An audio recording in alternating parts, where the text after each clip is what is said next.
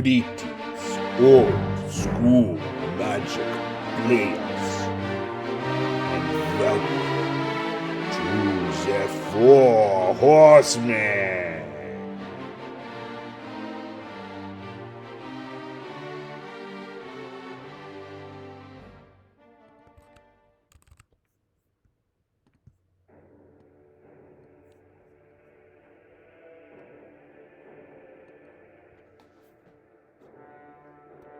Greetings, old school magic players. Welcome to a Wednesday night with the Four Horsemen. I'm the Chatster. I'll be your host this evening. I'll be joined by a couple of our Four Horsemen tournament number 12 quarter finalists. Tonight we're going to have, Sean Pake and Philippe Bizien. And we're going to be covering their quarterfinals match live. I'll be commentating. They're going to be joining in just about 15 minutes. So it's going to be a great match. I'm going to do a quick overview of the decks, just a real quick deck tech, and then we'll get started with the match. Real quickly, this is our 12th tournament. And we've got some great prizes that we give away, including really cool custom Ken Meyer Jr. Guardian Beast play mats, these really great islands that John Eccleberry did for us, along with a bunch of Ken Meyer Jr. Custom proxies, which is really cool. The banned and restricted list for Four Horsemen Old School Magic is, as you see here. We allow the basic Four Horsemen expansion sets, Arabian Nights, Antiquities, Legends in the Dark, basic lands and dual lands. The restricted cards are Ivory Tower, Mishra's Factory, Mishra's Workshop, Maze of Ith, Strip Mine, The Abyss.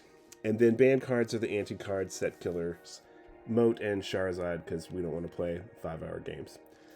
Learn more at fourhorsemenmagic.com and join us at facebook.com/group/fourhorsemenmtg. So this tournament, we're in week 3 for tournament number 12. We started this back on February 22nd, and we've done a couple of the quarterfinals matches. This will be the first one I'm doing commentary for, and we're in the quarterfinals, and we'll be doing the semifinals probably this weekend, and then next week we will be doing the latter half of the semifinals and finals, wrapping us up on March 24th. Quick plug for tournament number 13.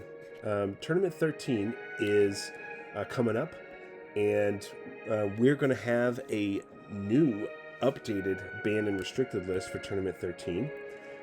This includes adding 5 additional cards to the banned and restricted. We're adding Diamond Valley. We're adding Mana Drain. We're adding Recall. And we're adding the Tabernacle of Pendrel Vale.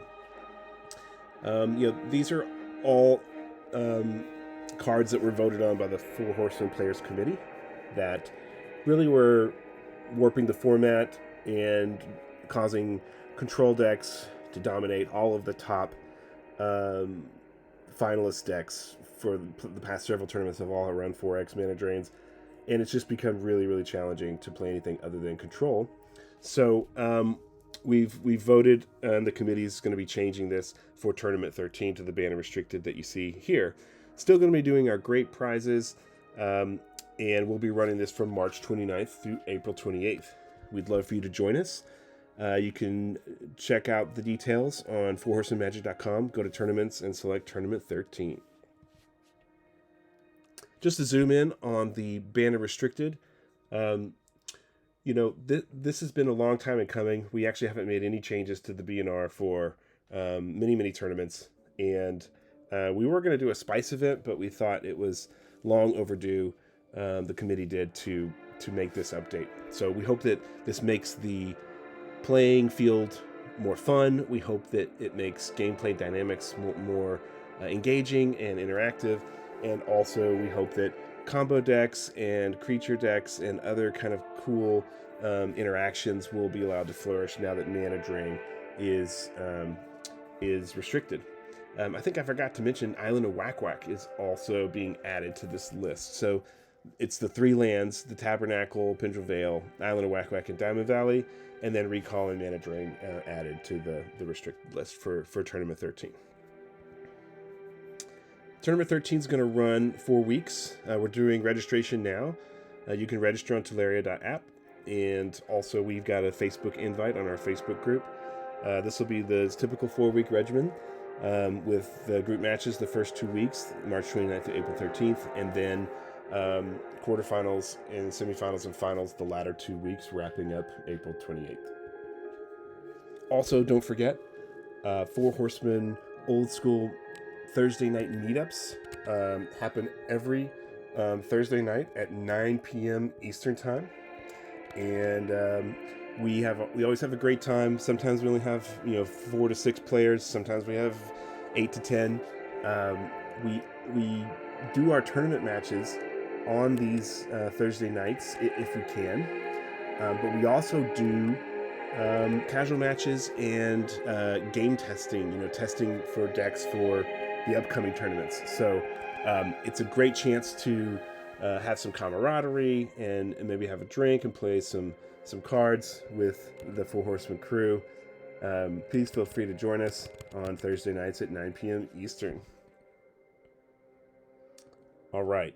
To get into this quarterfinals match, I want to show you the decks real quickly. There's a couple of interesting decks, but just first let's take a look at the brackets real quick. This shows you kind of the top 8 or so players and the standings from the group matches.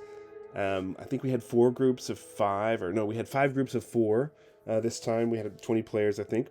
And you can see here Nathan McCullough was undefeated, Taylor's 3-1-0, Philippe's undefeated, one of the players in his group dropped. Barry's 2-2-0, I was 2-1-0, Jonathan was 2-1-0, Sean was 2-1-0, Peter was 2-0, and John was 2-0. So these guys are basically Peter and John were almost tied in their points. Ultimately, since Philippe won, Since Philippe won the match versus me in our group match, I did not proceed to the top 8, but everyone else here did. This is a look at the brackets. Nathan's going to play John, Barry's playing Jonathan, Taylor's playing Peter, and Philippe's playing Sean. And tonight we're going to be covering the match of Philippe versus Sean. This is an overview of the matchup. We've got Tax Edge Lightning versus Torment Ashes and Skulls. Quick look at Philippe's deck, the Tax Edge Lightning deck. Everything you want to see in a great Land Tax Edge deck, Winds of Change, but some really spicy stuff, throwing in the Ball Lightnings and the Bloodlusts, as well as Falling Star. Also, things like the Tundra Wolves for that 5-1 first strike Bloodlusted Wolf, along with those Ball Lightnings. It gets that early damage in and helps you have that edge for when you get the combo with Land Tax Land's Edge and Winds of Change. You can really make things happen quicker because you've got all that damage in. Blood Moons, Divine Offerings, King Suleiman's, all great choices for the sideboard, as well as a cleansing, some active volcanoes, and an extra Land's Edge. The Spirit Links are fantastic, one of the most difficult white cards to deal with, and also Brassman. He's playing with Brassman to get out early as well, so he has some defense as well as some early offense. And a couple Immolations, Maze of Ith, the Factory, and the Strip Mine. Really, really great deck by Philippe. Sean Pake's deck, we named it Torment Ashes and Skulls. This is a black-red deck running Ashes to Ashes, Demonic Torment, Skull of Orm. Really cool cards where you can get these demonic torments back after you enchant creatures and they die. Cool things like Clockwork Avian, Dancing Scimitar, great flying, offensive and defensive creatures. A backup with Millstone to mill things away. The Rocket Launcher, and Tor, the black-red legend for dealing damage to attacking, blocking creatures. The couple of Witches, the Fallen Angel and the Evil Eye of Ormsbegor, along with some life gain in the Fountain of Youth and Ivory Tower. Really cool stuff. Blood Moon also to help deal with problematic lands. And the sideboard is over here on the right with things like Active Volcano, Detonates, Magnetic Mountain, a Wall of Earth, a Mountain Walking, Mountain Yeti, Sorceress Queen, Ashes to Ashes, Felden's Cane, those 2 Skull of Worms in case we need to get those enchantments back, and a couple of Tormod's Crypts to deal with the graveyards. Really cool deck. Sean's only played in a couple of Four Horsemen tournaments, and he's using all original cards from his own collection, so really cool deck here. I hope Sean does really well today. All right, I think one of the guys has joined.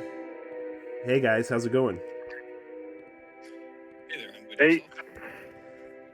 Hey Sean, you got your volume on? You can't hear me? It's a little light. Let me try the settings. Hey Philippe, how you doing? Fine, and you? Good, man. I'm gonna switch to the widescreen version here, and see if that makes your screen wider.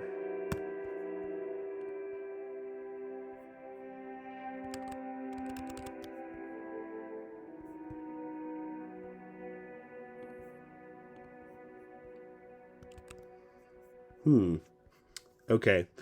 Well, this will have to work. Philippe, for some reason, your screen is not doing the widescreen thing. Not sure why that is. Let me check. Can you try this link for me? It just has question mark widescreen after it. It's also a setting that you can. It says, if I look at the settings, it says like prefer widescreen when available. Yeah. It is checked in. Okay.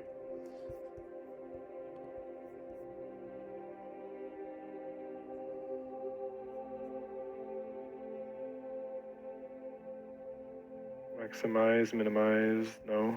Okay, Screen. it's okay. We'll roll with it. Don't worry. It looks okay. It looks like Sean jumped out and he's jumping back in. I just did the intro and the deck overview, so we're ready to go when you guys are. Cool. You're getting pretty good at this. Well, it's all about the preparation. Reduce. All right, Sean is back. Okay, is that weird. any different? We can hear you, Sean. It's a little light, but I think it's going to be fine. We can go with it. Okay. All right, guys. Hey, Sean, thanks for the late hour for you. Yeah, no worries. I don't really have much going on tomorrow, so it's okay. Okay. And it's nice to meet you, Sean. I don't know if we've chatted before or played or anything, but it's great to meet you and good to see.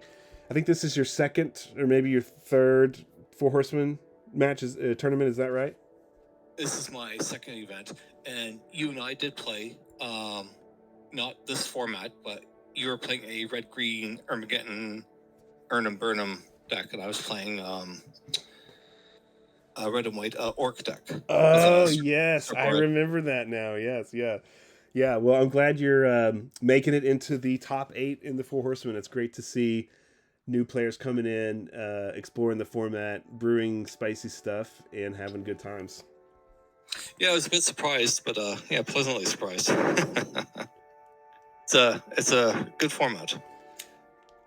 And Philippe is a returning long-time Four Horsemen player. He's been with us. I think he's played in almost every single tournament. I think you've only missed maybe 1 or 2, Philippe. I missed a couple. I think I played like 2, 3, 4, and then I skipped a bunch. Yeah. When you were playing around with Popper and Singleton, and like I skipped those, and like the time was like not as good for me anyway. Yeah. Well, Popper was really popular with a lot of people. Yeah, here. What was that, Philippe? Yeah. I hear it was popular, like you said. Yeah, it was really popular. I think mainly because, even though we do allow proxies in this format, a lot of people like to play with just the real cards and the cards they have. And so, when we did Popper, it opened up, a much wider audience where you didn't have to proxy anything, which I think a lot of people really enjoyed. Yeah, I'm what's the word? I have a vintage cube that has a lot of proxies because, of course, it's gets expensive. You don't want to shuffle with that too much. So I'm used to I'm used to printing proxies because it gets too expensive at some point. Yeah. Well, I'm going to go on mute, and you guys play the match, and I'll be kind of commentating in the background. I'm streaming and recording the video right now, so we'll be able to get this up on YouTube probably later tonight. And with that, I'll wish you both good luck. Thanks, man. Okay, cheers, Thank guys. you.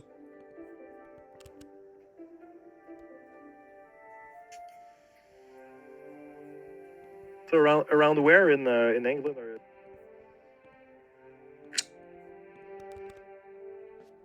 All right, so we've got really interesting matchup with these two decks.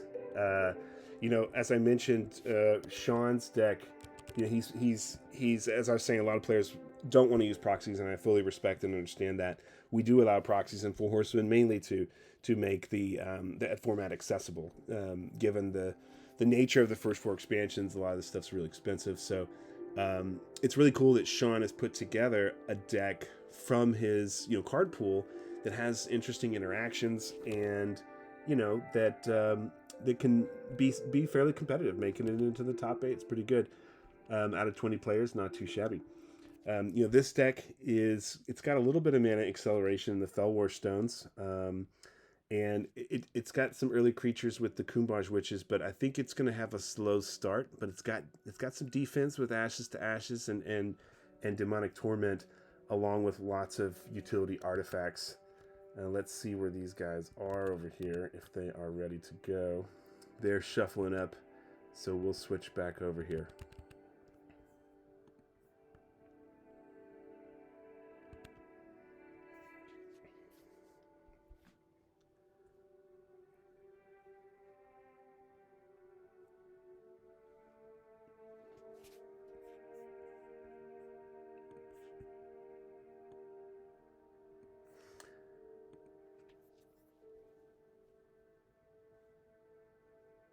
Okay, so Philippe's on the start here with a Plains and a land tax.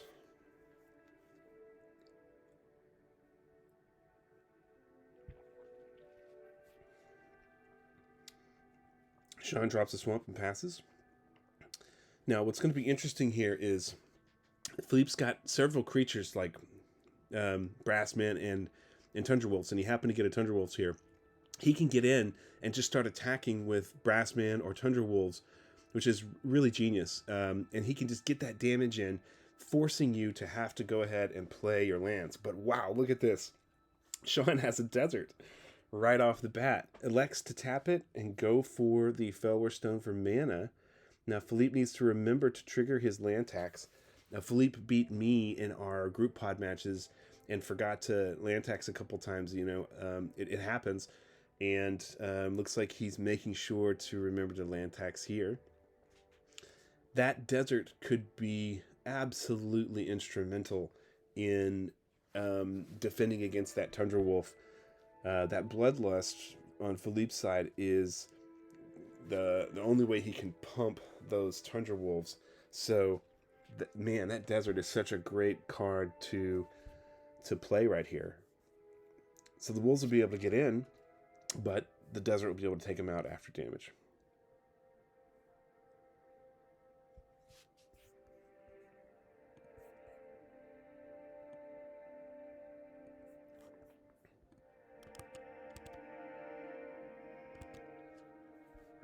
Okay. So Philippe drops a plateau, and he's coming in with the Tundra Wolves for 1. Can't quite see Sean's life dice. There they are.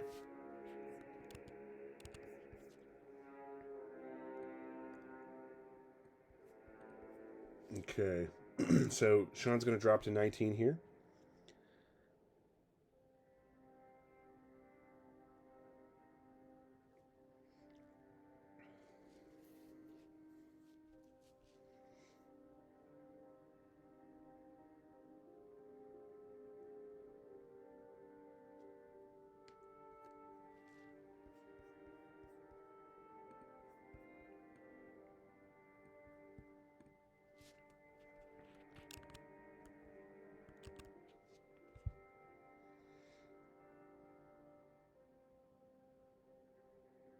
Okay, and Philippe uses after the attack, he uses his red mana from the plateau and plays Winds of Change. So for Winds of Change, each player is going to be drawing the exact same numbers of cards they had in their hand. They're going to shuffle the cards into their hand and draw that exact same number. This is a well-known and really powerful drawing engine for the land tax edge deck. Philippe gets 3 extra lands, or a couple extra lands, and then he Winds of Changes, and that allows him to get a card draw advantage. Ideally, hopefully, he's drawing more cards and not more lands, and then he can continue to land tax. Land tax is the land tax edge deck as an archetype has really struggled in Four Horsemen throughout many of the tournaments because of mana drain. When you have 4x mana drains, your opponents can hold on to those and wait to counter very specific critical combo type cards. And in our next tournament 13, with mana drain moving to being restricted, it's going to open up much more these combo-y types of decks, and decks that rely on interactions like what we have going on with the land tax edge. So hopefully Philippe will do well in this tournament, but also I think that this land tax edge type deck style and archetype is going to do quite a bit better with the new ban and restricted.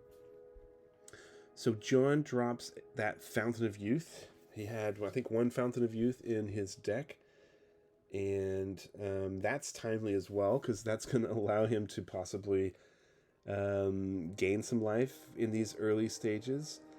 He's leaving the desert untapped so he can deal with the attacking Tundra Wolves. Interestingly, though, the Tundra Wolves has already gotten in for a damage, and if Philippe's got a Bloodlust, he can't land tax here, so he cannot trigger the tax, which is really good for Sean. That's where Fellwar Stone really comes in handy. Fellwar Stone is a great, fantastic answer to land tax. We heard a lot of folks complain early on when Four Horsemen first started, and they said things like, you can't get around land tax, you can't deal with land tax. Well, actually, strategically, you can play around it quite eloquently, like we see Sean doing here. Okay, so the Tundra Wolves is coming in, and after the combat damage, and I guess he did do the Bloodlust. I probably missed that while I was talking. So he did get the Bloodlust damage in. So 6 damage for those Tundra Wolves and a Bloodlust is really good, dropping Sean down to 14. They did their duty, those Tundra Wolves.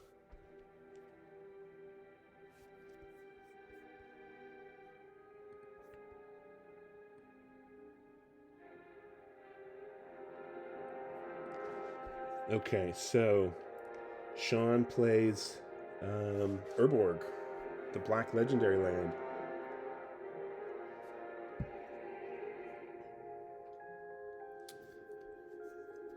And he's tapping for 3.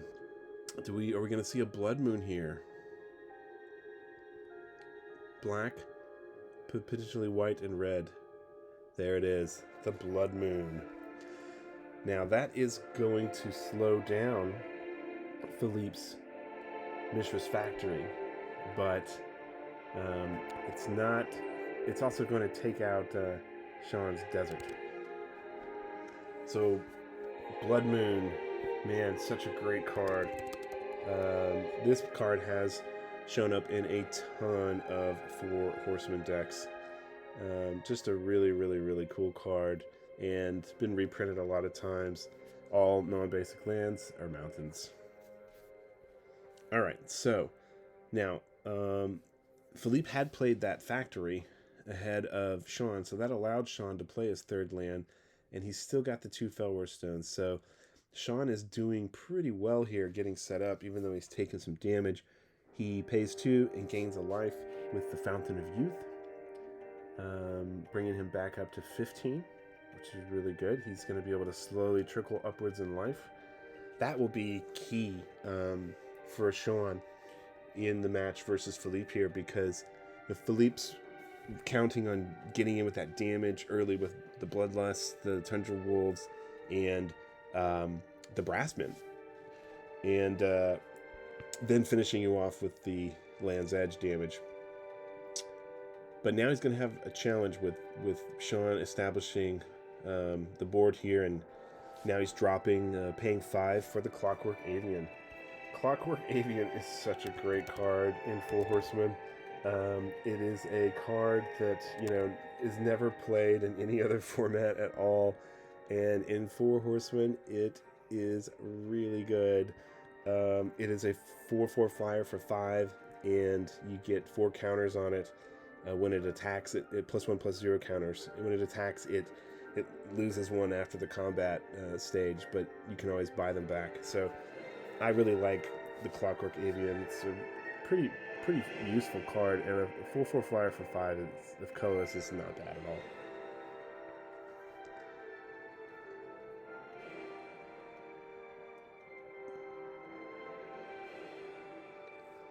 Okay, so Philippe is really thinking about what to do here. You know, his lands are now mountains, which isn't going to necessarily hurt Philippe that much. It really only takes out that Mistress Factory and turns it into a mountain, which is, you know, something. But Philippe runs red and white, so Blood Moon doesn't hurt him all that bad. It is going to give Sean red mana for his Fellwar Stones, which is nice because he's running red-black.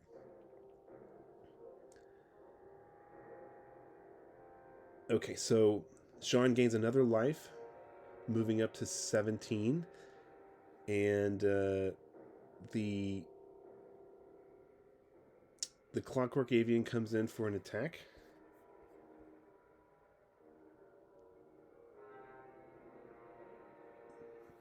Philippe is going to need a Spirit Link or something to deal with that. And now Sean taps 4 and plays a Dancing Scimitar, another card that is never ever played in any other format, but which we all played with as kids.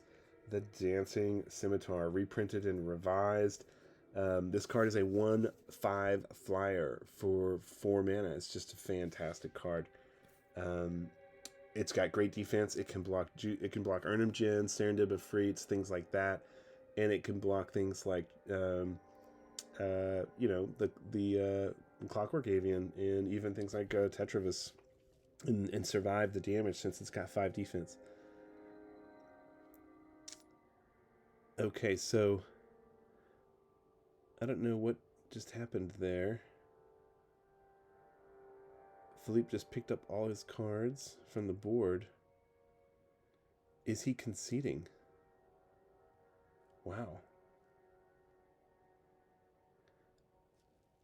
Wow. It looks like he is conceding.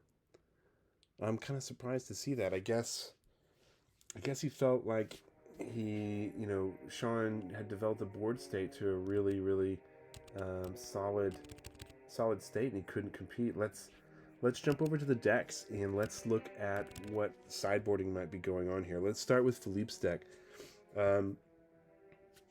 So Philippe has the King Suleimans, but he didn't see Djinns or Efreets. He has the 4 Divine Offerings. He's obviously going to put those in. The Blood Moons, he's not going to be putting those in. An extra Land's Edge and a Cleansing. Cleansing is another card that we never see. Cleansing. So Cleansing is a card from the Dark, and it basically says for each land, destroy that land unless any player pays 1 life. So you can pay life to protect your lands, but it's like an Armageddon, but they can pay to protect against it. Pretty interesting. So I would assume that the Cleansing will go in, the extra Land's Edge will go in, the 4 Divine Offerings, and I would assume That's 5 cards.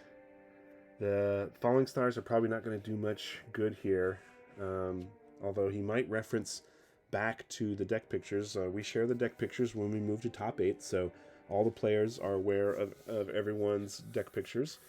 Falling Star could be useful versus, the Tours and the Kumbaj Witches, even the Fallen Angel. So, plus the Mountain Yeti. Those are all, cards that are 3 or under. So I would not take those Falling Stars out. If I were Philippe, I would leave them in. I would maybe take out... I don't know if I'd take out the Brassman either, because, he's got some early damage, but maybe the Brassman would probably be the best, since they're the same power and toughness as the Witches. So yeah, maybe Philippe pulls out the Brassman and puts in the 4 Divine Offering, and he could remove the 2 Immolation and put in the Cleansing and the Land Tax. Let me check where these guys are. Okay, they are pile shuffling. So let's see about Sean's deck. What would Sean put in? The Mountain Yeti is definitely an option. And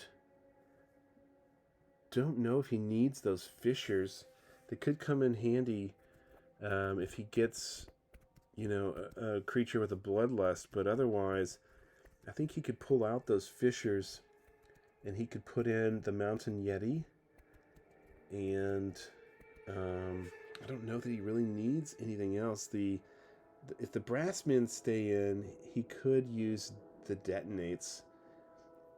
So he could pull out the 3 fissures, put in the 2 Detonates, and the Mountain Yeti. And he might want that Felden's Cane if the game goes long. I don't know that he really needs those Millstones. So he might opt for, taking those Millstones out and putting in a Felden's Cane and the Mountain Yeti, something like that. Now he can get his direct damage back. I don't know that he really needs to change much at all, but the Millstones are a nice plan B when you've got a deck like Landtax Edge that's really, dragging out all of its lands. So the Millstones might be a really good card to keep in. Maybe he could take out 1 Jaloom Tome and put in that Mountain Yeti, and maybe take out a Fissure and a couple of Fissures and put in the 2 Detonates. Maybe that's a better sideboard move. Okay, the guys are shuffling up here, so we'll switch back over to the match.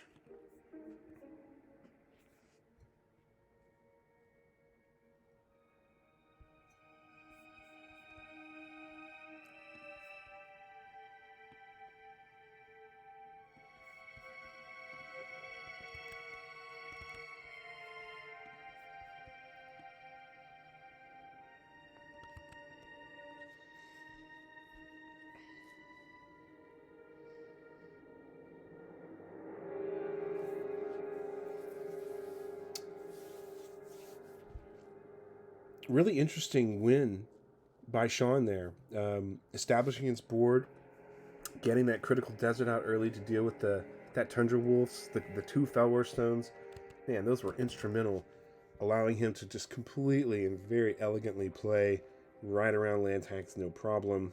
Getting up to 5 mana really shows you how powerful Felwar Stone is to have that mana acceleration. And he was able to do a lot of stuff early, and then, come out with the 5 mana and play his Clockworks and Scimitars. Really nicely done. Nicely done by Sean.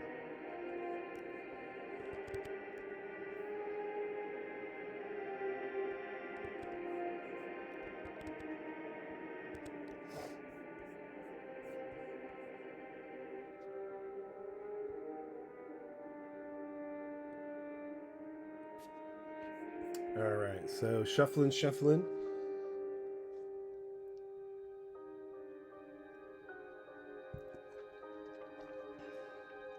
I'm sure Philippe's going to be on the play here. Although, you could make the case for him electing for Sean to go first, so that it would force Sean to end up playing double lands, and that way Philippe could get the auto land tax trigger. So I wonder if Philippe is going to consider doing that here.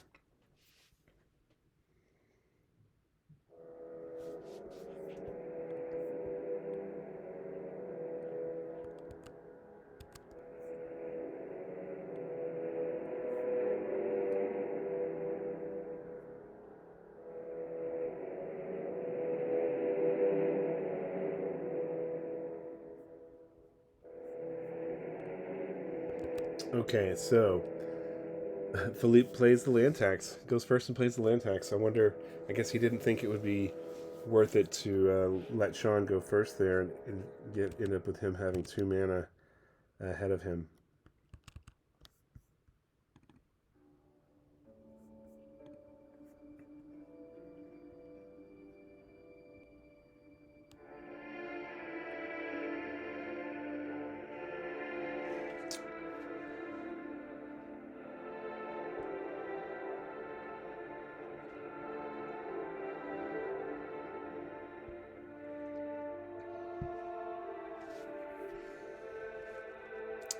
Okay, so Sean plays his land and passes.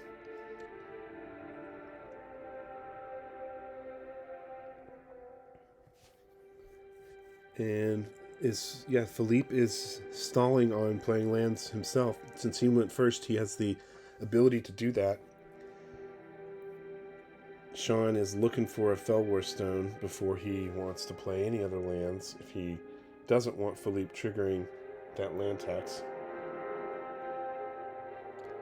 It's could be a real challenge here for Sean, depending on what's in his hand. I have found that sometimes it's best to just play right into the land tax and let him trigger it. If you don't have an answer in hand, and I'm assuming Sean does not have a Fellwar Stone in hand, and so he's discarding the Fallen Angel there.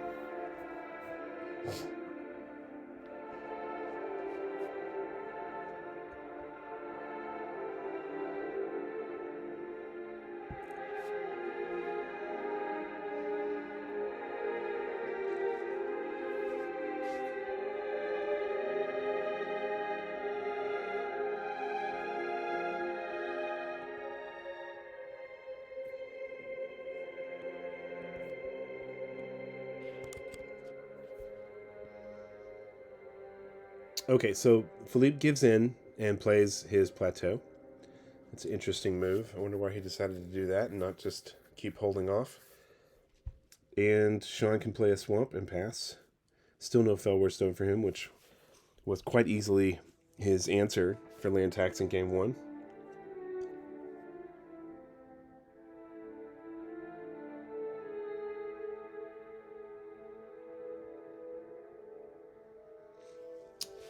So Philippe may have changed his deck significantly. I'm not sure. I think the Divine Offerings were going to be the major change in that extra Land's Edge to get the combo quicker. He really needs to put something down like the Brassman or the Tundra Wolves now, so he can start getting in for that early damage. Hopefully he did not side those out. I don't think so. Straight Chain Lightning. Chain Lightning to the face.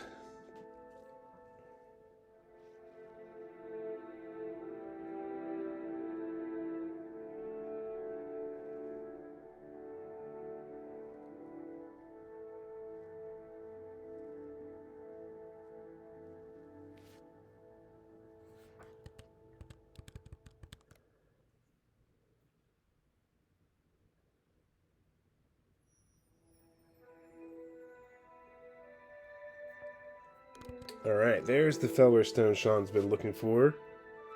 The answer to his problems, but here comes the Divine Offering. We knew that was going to be showing up, and that gives Philippe 2 life, so Philippe's moving to 22. You know, it's interesting that Philippe is electing to Divine Offering the Fellwar Stones instead of saving them for for example, for the Clockwork Avians or the Dancing Scimitars, even the Felwar Stones, Jaloom Tomes. There's a lot of juicy targets for those divine offerings. You know, and I noticed that Philippe is not running Felden's Cane in his sideboard. It's an interesting card to have in your sideboard in case you run out of cards and need to recycle your deck.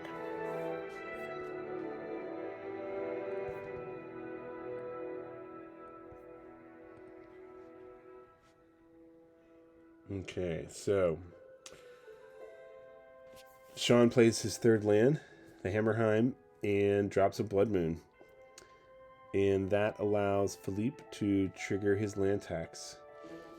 Now, I'm really curious as to why Sean would want to play Blood Moon here. It allows Philippe to trigger the land tax when he didn't need to play that third land, rather. He didn't need to play that Hammerheim. You know, he's got several more artifacts, things like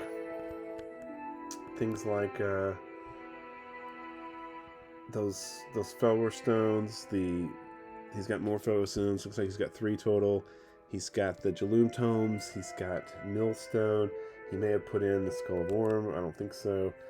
He's got a lot of artifacts that he can drop for 2 mana. So he could have just waited and hoped for another Felwar Stone or Millstone or Ivory Tower or any of those things. And that would have, if he waited, that would have forced Philippe to have to just continue either waiting him out on that land, on the land race, which I think would have been a good strategy because Philippe has no threats whatsoever. So I'm really curious as to why Sean decided that the Blood Moon was worth getting it in play and triggering land tax. I mean, it'll shut down Strip Mine, it'll shut down the Maze of Ith and Mishra's Factory, stuff like that. Now, Land's Edge coming out early here. Wow. Okay, that is interesting. Okay, so there's 2 damage. So now that takes Sean from 17 to 15 because he took the Chain Lightning damage. There's 2 more, so he's going to go to 13.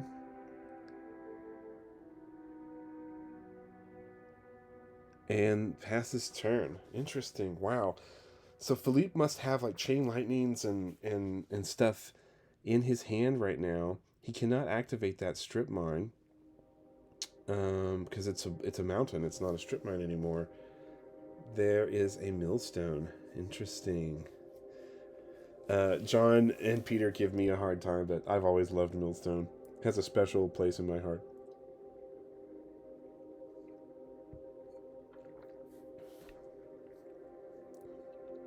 Okay, yeah, that's what I thought. There's a Chain Lightning. Now, he could bounce that Chain Lightning back because if he had tapped his swamp, he could have. Wow. Man. Oh, I'm sorry. That Felwar Stone is in Sean's graveyard, so no.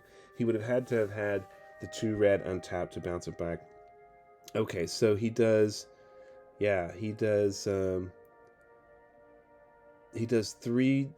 3 more damage and finishes him off, it looks like, with the rest of those lands. And let's see. So Sean has, looks like 3 lands in hand, so he could have done 2, 4, 6 damage.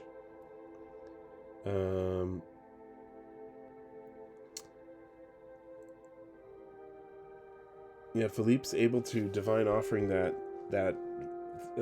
Millstone, gain a couple more life, and I guess they're discussing sideboarding here.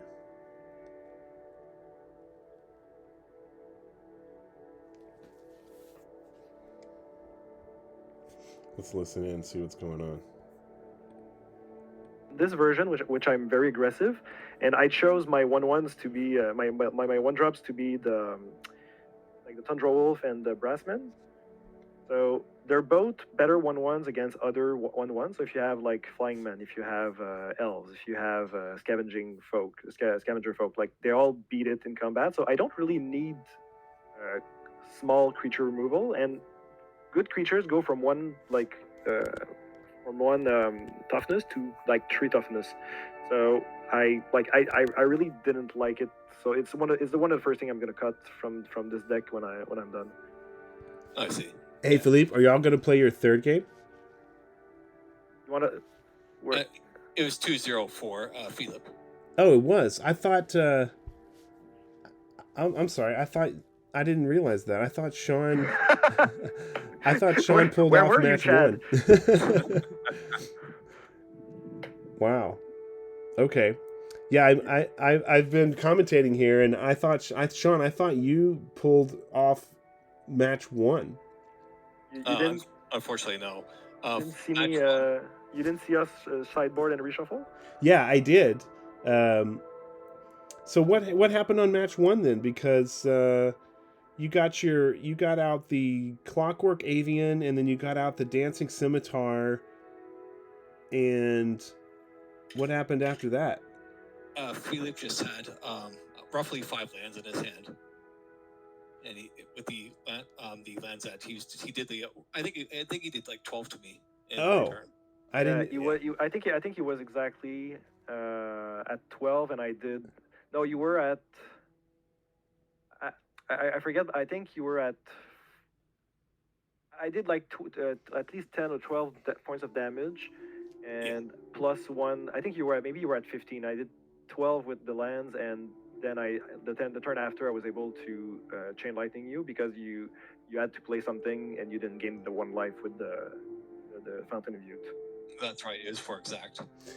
Well, I must have missed it. You must have done it quickly, Philippe. Like dropped the Land's Edge and then quickly dropped all the stuff. Well, no, I think it was on the course of 2 turns, if I'm not mistaken. I did play Did I play the Land's Edge first and then the Chain Lightning afterwards? I believe so. Yeah. Yeah. So it kind of. Well, you can see in the replay, but this time. This turn I did play the Land's Edge ahead of time. Yeah, I saw this one. I just didn't catch it that you were able to pull it off in game 1 too. I thought Sean had established his board pretty well. He was getting the Fellwar stones and playing around land tax, and looked like he was going to be getting in for quite a bit of damage. And then suddenly it was game over.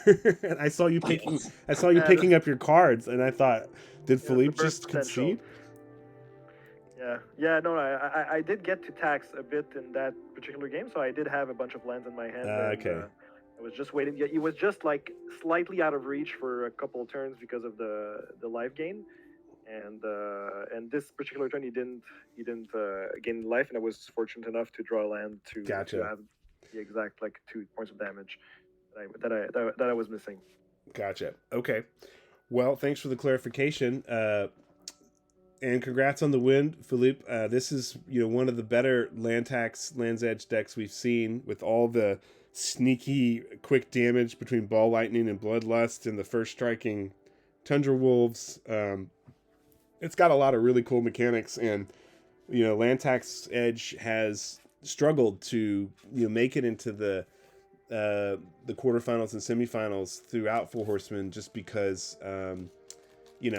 it's so easy for folks playing 4 mana drains just to sit back and wait and counter your Land's Edge, and to be fair, Sean was like pretty mindful of like not letting me tax like however I want, and like I said, his deck was very like unfavored from the start for mine. So if he had like a different type of deck, and like it's always difficult, and like I got lucky enough in this one. Like it's kind of got back and forth. Some games like I don't remember one of the games I played against a guy in the group stage. Like I think I didn't play a Land's Edge my first game. The second game I got it very late, like turn 5, and after mulliganing, and the third game I had something. But yeah, this deck. Like this is one of the better showing of this deck so far, because I got the land tax in my opening hand both times. Yeah. And I had a good a decent amount of cards, because a lot of times what I hate about this deck is like you tax, you get 3 lands, and then you draw a land, and I'm like,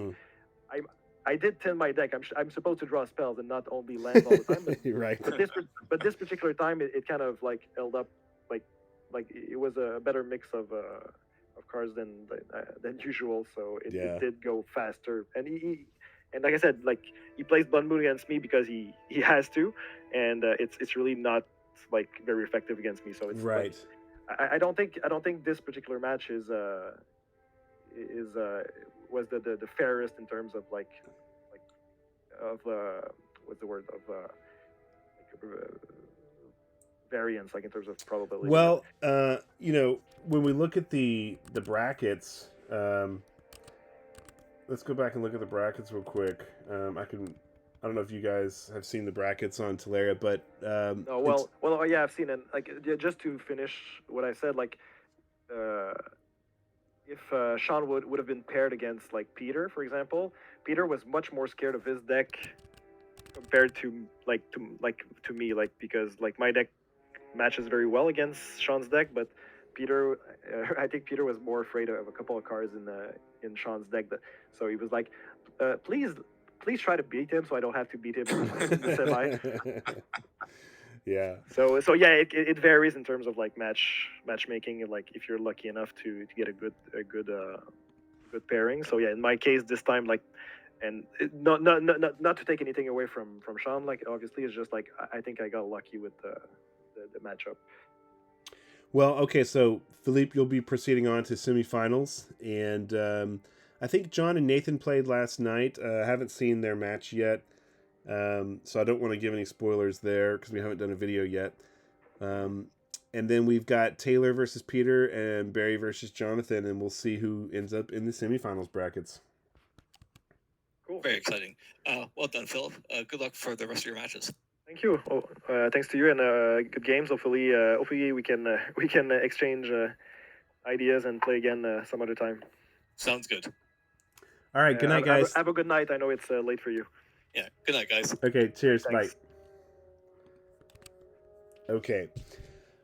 Well, that was interesting. I guess I need to be paying more attention if I'm going to be commentating. I just glanced away real quick and saw Philippe picking up his cards and didn't catch the fact that he played in that time frame after having both the Clockwork Avian and the Dancing Scimitar on the board. Suddenly, Peter was picking up his deck and shuffling it back in. What had happened is he had played Land's Edge and dropped, you know, all the lands in his hand for 12 damage plus a Chain Lightning, I guess. So it looked like, without catching that Sean had maybe gotten to the point where Philippe was kind of just picking up, and I was kind of surprised to see that, but I had completely missed what was actually happening. Here's to being sick and doing commentating at the same time. Works out great. But before we wrap up, hope everyone will join us for Tournament 13 with the new ban restricted for Four Horsemen. This tournament's going to be running, as I said earlier, March 29th to April 28th. Join us at fourhorsemenmagic.com, and we'll be signing off. Hope everyone has a great night.